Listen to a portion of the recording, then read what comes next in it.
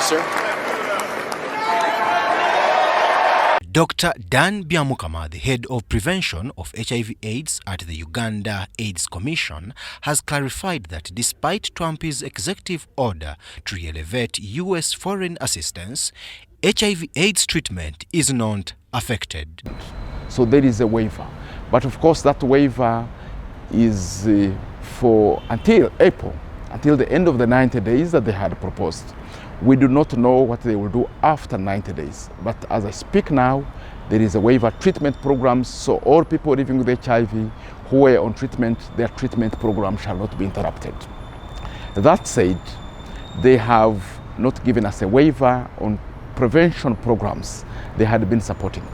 They had specifically been key to supporting our prevention programs, targeting adolescent girls and young women.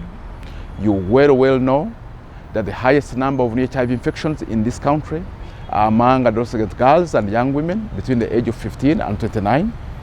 In Kampala alone last year, 53% of all new HIV infections were among young women between the age of 15 and 29. The U.S. is the largest donor for health aid, with USAID leading efforts to combat other health challenges like tuberculosis, malaria, maternal and child health-related issues. These programs have been vital in saving lives and improving access to treatment while strengthening Uganda's health infrastructure. So, but that program has been dropped. So the adolescent girls and young women have to go back to our abstinence. They have to now to learn to abstain.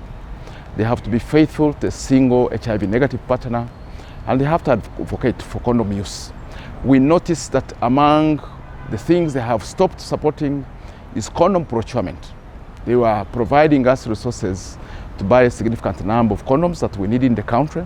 So those who have been in the habit of wasting condoms, we have a short supply. We don't have enough resources for you to misuse as you have always misused. Research as of 2024 by the Uganda AIDS Commission reveals that Uganda has 1.4 million people living with HIV AIDS. Majority of these are adult women. Of those, slightly above 900,000, like 910,000 are women, like 75,000 are children, and the rest, like 34%, are men, were like 510,000.